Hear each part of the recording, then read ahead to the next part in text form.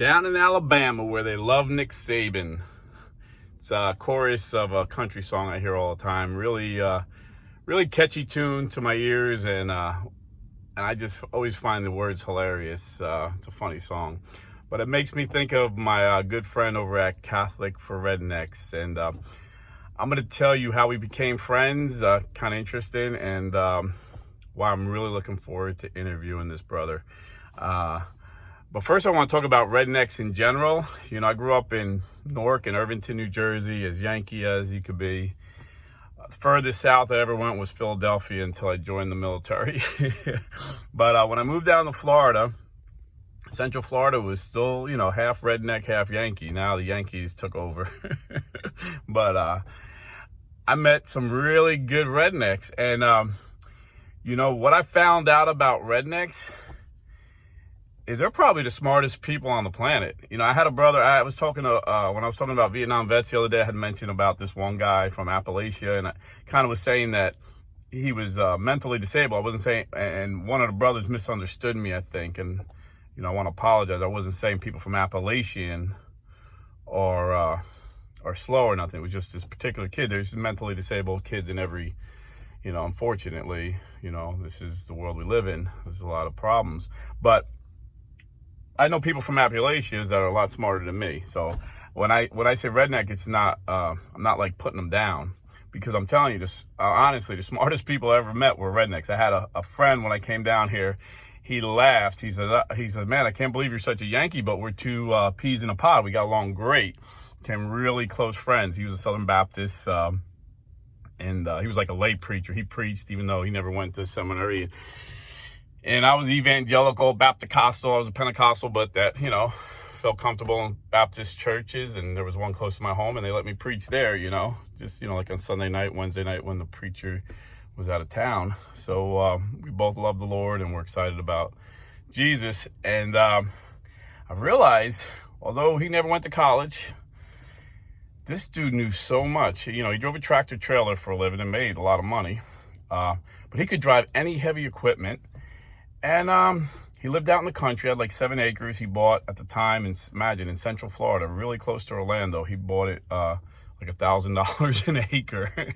And they were on a single wide trailer until he saved enough money to build a house. And when I say build a house, a redneck don't hire builders. A redneck builds the house. He literally built the house. Him, his wife, and his father-in-law. His father-in-law was an electrician. He knew how to do the sheetrock. He knew how to do the carpentry. He knew how to do the framing. The only thing they had to call in a contractor was for a plumber, but he was smart enough to call a plumber, get a good bid, you know, get the best price, and tell the plumber exactly what he needed. So they built this like 3,500 square foot brick home, beautiful home on 7 acres, and it cost them $65,000 to build it. And now with, you know, the Biden economy and inflation, I'm sure it would be double, but this is going back a few years ago, before Biden ruined this economy. But anyhow, I realized rednecks are smart people. Like they all know how to build. I had another redneck friend, he built a house too. It was like, is this common? You guys just build houses? And he was a painter, but he wasn't afraid of heights. He made a lot of money. He worked down at NASA and like would paint like really high scaffolds. Like he would be up like hundreds of feet in the air, you know, with a rope painting. So he got paid well too. And I'm like, these people live well, and they live out in the country where there's like low to zero taxes in Florida, and they drill a septic so they don't pay for water. So when I say redneck, the last thing I'm saying is they're dumb. I wish I had half the knowledge of my redneck friends. So funny, I had one redneck invited me to his house for dinner, and we're sitting around the table, and I had a pig at the table with an apron on, and the pig had no legs. And I said to my friend, I'm saying, yo, bro, what's up with the pig with no legs sitting at the table? He goes, oh, that's no ordinary pig, Rob. That pig saved my wife when she was choking on a hot dog. He like jumped in and hit her solar plexus and the thing popped out. It was like the Heimlich maneuver. I'm like, wow, that's pretty cool, but why doesn't the pig have any legs? And he's like, Rob, that is no ordinary pig. My daughter crawled out on the highway when she was a baby, and a tractor trailer was coming, and that pig ran out and grabbed her and saved her life. That is no ordinary pig, Rob. And I'm like, yeah, but what's up with, why doesn't it have any legs? He goes, Rob, that is no ordinary pig. A pig like that, you don't eat all at once. So that's one of my redneck jokes. It didn't really happen. If you're a vegan, I apologize. I'm sure that was disturbing. But anyhow, I love rednecks. I think they're just down-to-earth people. And my friend Catholic for Rednecks is no different. We became friends, and I've never met him in person, and we never talked on the phone, but we text constantly. And, some days I'm just running and gunning and I'm getting overwhelmed. Customers give me a hard time. I'm tired. I'm exhausted. And he'll send me the funniest freaking joke. He'll send me a funny meme, or he'll just say something ridiculously funny and just make me laugh. And, I thank God for that. And, on his show, people think I'm, a straight shooter, and I try to be. In Jersey, we pride ourselves on being straight shooters. I always say what you mean what you say, but don't say it mean. Catholic for Rednecks, we'll say it mean. and he'll be the first to admit it. If something gets him mad, he's gonna let you know about it. And some people find him a little too outspoken. Some of his, he might not sound like the most godliest person with some of his language, but the Bible, St. Paul warned Timothy, to watch out for guys who have a form of godliness but deny their power. I know Catholic for Rednecks doesn't deny the power of God, because I've heard his testimony. But when I look at the apostles, I don't see a bunch of righteous guys walking around with suit and ties and saying everything perfect and doing anything perfect. I see like a ragamuffin group of guys that know they're sinners and just keep following Jesus, even though they know they missed the mark. And that's what I see with Catholic for Rednecks, a humble dude. In fact, his testimony is really powerful, and this is what I want to talk to him about when I get him on the show. And by the way, I haven't had many interviews. Because of Biden's screwing up the economy like he did, I was forced to take a second job. So stuff that I would do on the weekends, I have to, even though I only work Saturday and Sunday nights for my second job, I work Monday through Friday during the day in my regular job. So you would say, oh, well, you got, the nights to do it. Yeah, I probably could, but the stuff that I would normally get done on the weekends, I got to do during the week. And it's just, people's schedules. Catholic for Rednecks at any time he'll do it. So he'll probably be the first one to have. Keith Nestor also agreed to come on. But even if I couldn't make time at night, he does his rosary crew every single night, which I would recommend you guys tune into that as well. So I'm accruing, my normal job, Monday to Friday, I'm accruing some days off. And I'm thinking maybe I could get a few days off and pack in a few interviews in a couple days and then just, release them one by one, something like that. So I got Keith Nestor, Catholic for Rednecks, my parish priest, who we got a really interesting topic we're going to talk about. Can't wait. And then I got a couple surprise guests that I don't have them locked down, but I don't want to say it because you won't believe me. Because well, how does a blue collar guy like him get these guys on the show? I don't know. It's God's grace, because I don't know, honestly. But anyhow, Catholic for Rednecks. This dude was a former Protestant like me, who loves the Catholic Church like I do, who loves the Lord like I do. But I was Pentecostal, charismatic, and then I went in and out of the Baptist. That's what evangelicals do. We kind of bounce around. But he grew up Southern Baptist, and then he got into the Word of Faith movement. Now, I was familiar with the Word of Faith movement for a minute there. I was kind of interested in it. I read Kenneth Hagin's book. Then I had a really solid pastor who was charismatic, but he said, this is bad. This is not of God. And he showed me how the Word of Faith guys take the Bible out of context. And then, of course, I didn't leave it at that. I had to do my research, and I researched and seen like the beginnings of the Word of Faith movement. And if you don't know what I mean by Word of Faith movement, that's what they call themselves. We would call them prosperity preachers or prosperity pimps. A word of faith, name it and claim it. But he got involved. He actually became a Word of Faith prosperity preacher and made a boatload of money. He was on TV. A lot of people don't realize this about this dude. He was what you would call successful in the Word of Faith movement. And then tragedy struck. I believe she was a teenager. His daughter passed away. And the Word of Faith movement had no answers. I had been in some legalistic circles where, like, if your kid got sick, they would tell you, it's your sin, search your heart, repent of your sin, and your kid will get better, which is unbiblical. This is not true. And I knew word of faith, if you weren't rich and you were sick, they would say it was because you didn't have enough faith. What I didn't know, and he told me, was they would also tell you either you don't have enough faith if your kid's sick or you have sin. So when his daughter died, he was devastated enough. Imagine. I can't even imagine. And the word of faith preachers that he knew asked him, did God show you what sin caused this? Like, he caused it. They were telling this guy he caused it. And I don't want to give away his whole testimony, but basically it took him a while.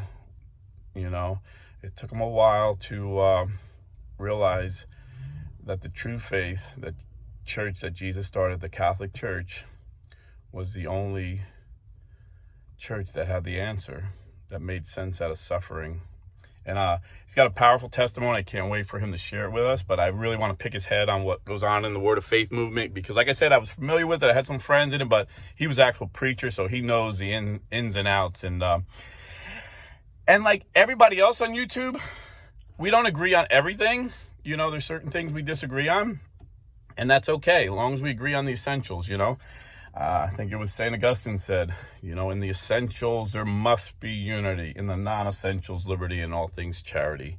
I've had a lot of guests on my show, and I don't think there's any that I would agree 100% with, But one thing we agree on is that we need unity in the Catholic Church. And, I was just reading this morning, I think it was in Romans. I got it on my other phone, but I don't have my glasses, so I'll see real quick. I looked it up. I don't know. I'm pretty sure it was in Romans, and St. Paul warns the Romans about men who cause division. So just beware of men who are causing division in the church, And we agree with that. What we don't agree on, because the Word of Faith movement came out of the charismatic movement, they believe in the gifts and stuff. He doesn't want nothing to do with the gift of tongues, which I disagree with, and I think we'll discuss that.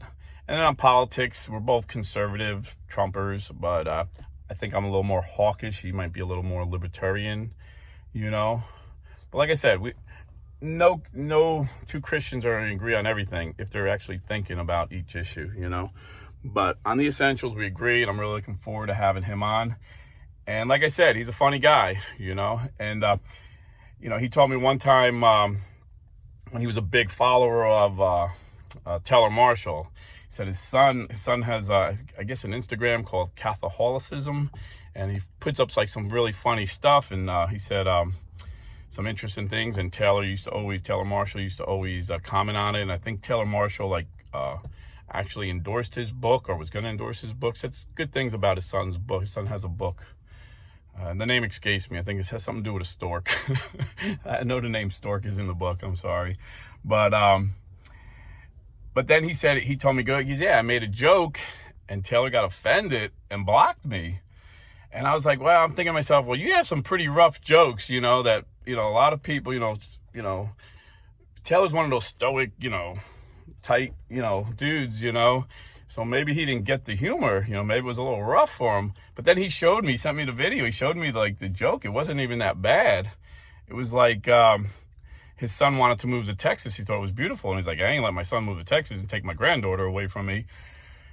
So he started bashing Texas, joking with Taylor, because Taylor was saying, yeah, come to Texas. And he was kind of bashing Texas and bragging about Alabama. And Taylor got, you can see, he was offended, he didn't get the joke. And I'm like, that's not even that's a very mild joke. How does he not get it? But some people are very stoic. Some people just don't have, a sense of humor, But so I thought that was kind of funny. And then the way we became friends is he made a video about me. So my son's like, hey, Catholic for Rednecks. And I knew who he was. I always thought he was funny. I would tune into his videos. And he has some interesting videos, actually, I recommend. And my son's like, hey, Catholic for Rednecks made a video. And he sent it to me. The name of the video was Blue Collar Catholics. This was a few months ago. And And he kind of like, he was very kind, and he told his viewers to watch me, and that's refreshing, because a lot of people, in the world, everybody wants, oh, look at me, but in the church, we should be building each other up. That's what we're called to do, build each other up. And he wasn't worried, oh, I'm going to lose subscribers to this guy. He was like, nah, I like this guy, watch him, And I'm the same way, honestly, and it's refreshing when you see somebody else. Okay, I'm not the only one that's in this for the Lord, I mean, me and him were just, I think he has the same philosophy. G.K. Chesterton said, if anything's worth doing, it's worth doing bad. I mean, we're just regular guys, he's got a regular 9 to 5, I got a regular job. And we just love the Lord, and we just want to share what's on our mind and bring people into the church and keep people from leaving the church. And that's what he said, that I felt honored. He said, I helped them from not leaving the church. And, I've heard him talk about it again, and there were other people. It wasn't just me. And it's never just one person. Like I always say, Scott Hahn led me into the Catholic Church, but it wasn't just Scott Hahn. It was Steve Ray. It was Peter Crift. There was a lot of guys, but ultimately it was the Holy Spirit, And, but in his video, he said it was Rob that kept me. He was going to leave the Catholic Church. He said he was a radical trad, or rad trad, whatever you call it. I'm not even familiar with the term, but, he said, he was, eating, binge watching Taylor Marshall and just getting angry at our Pope and getting angry at the church, and he was just going to leave. And he said he tunes into me, and I'm kind of saying nice things about the Pope. And he said he got so mad at me, he stopped watching me, but he realized he was mad because I was giving them facts. I wasn't just, giving them fluff. And I was pointing out how some of these guys take the Pope out of context and they omit like key words when the Pope says something. And so he detoxed from the negativity that he was feeding his brain, and got excited about the Catholic Church again. And, like I said, we all disagree. I've had, Timothy Gordon on my show. I had Michael Voris, and we don't agree with everything, but I know they love the Lord, and I know these guys love the church, and they're doing what they think is right. I mean, Michael Voris, 4-time Emmy Award winner, news anchor, producer. He doesn't need to do Catholic media. He's doing it because he believes in it, And, in Jersey, we got a saying, stand-up guys, Is that a stand-up guy, or is he, can you trust him?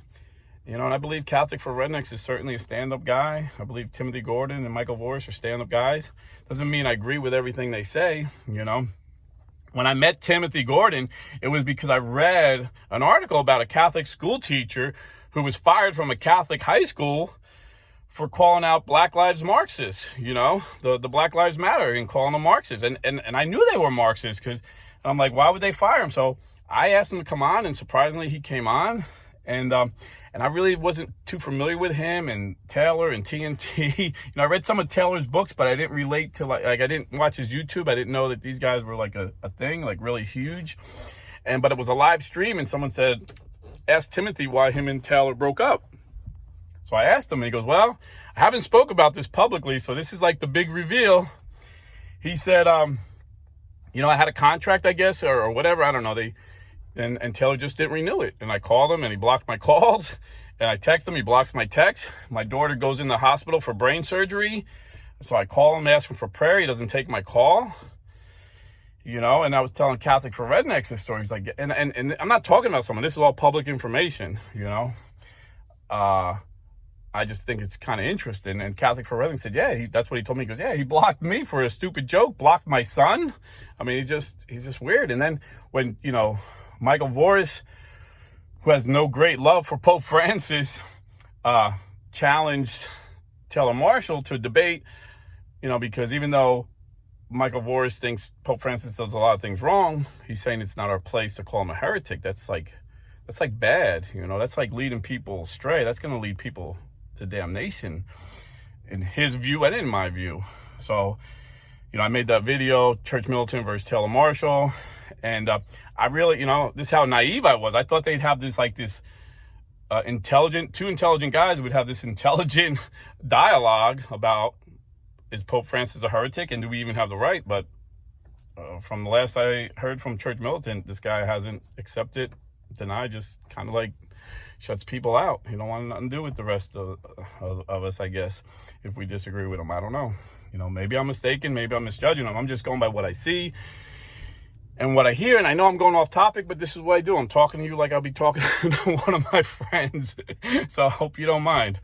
And, but like I've said in the past, I learned a lot from Taylor. He is a smart dude. He is a very stoic and a meticulous dude. And, you know, I've read several of his books and learned about, you know, the Catholic faith and his St. Thomas Institute. You know, you can get those videos for free. He has some good topical discussions. But something happened where he's just always so angry and always just attacking our Pope. You know, I don't think this is a good thing. And this is one of the things, I'm only talking about this because this is one of the things Catholic and Redneck and I agree on. Like I said, we don't agree on everything. And, you know, if you're easily offended, I wouldn't watch him because he's a little rough. He says things that I wouldn't say. Like, I am who I am. What you see on the YouTube, this is how I talk. You know, so I don't curse in public. I don't curse on YouTube. This guy figures, well, sometimes I drop a curse word in public, so I'm not going to pretend I'm something else. And this is what I love about the guy. He's the real deal. He's down to earth. He's a straight shooter. He is what he is. And, you know, like that song I said, I don't know the name of the song, but it's like, down in Alabama where they love Nick Saban. And then it's just a catchy tune with some really funny lyrics.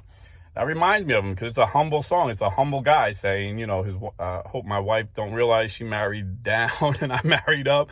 And he's just a humble guy. And that's what I see with Catholics for Rednecks. And that's what I see with followers of Jesus. Because if you're not humble enough to accept you're a sinner, you can never follow Jesus. And that's what the difference between the Pharisees and the apostles were. The apostles knew they were sinners. The Pharisees didn't think they were. And you see that when Jesus tells a story about the Pharisee praying, oh, Lord, I tithe and, you know, I say all the right prayers. Thank you that I'm not like this sinner over here, this tax collector. And the tax collector beat his breast and said, Lord, forgive me. I'm just a rotten sinner, basically. And Jesus said he heard the tax collector's prayers, not the righteous man's prayer. And that's all we are. We're all sinners saved by grace, you know. We're not making excuses for sin. We're just admitting we sin.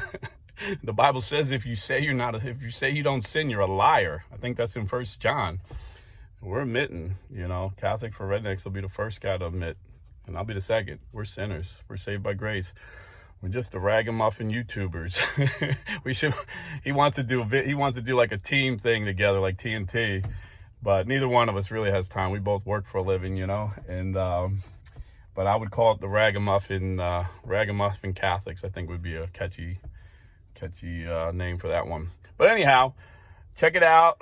Lord willing, we'll get this together soon, Catholic for Rednecks. But in the meanwhile, go on his channel. And like I said, if you're sensitive and easily offended, maybe you don't want to watch it. But if you want to see a man, a God who loves Jesus, who's been through it, was a Word of Faith preacher, was a Southern Baptist, why he chose to be Catholic and why he loves the Catholic Church and why he'll die a Catholic, check out Catholic for Rednecks. God bless and stay Catholic.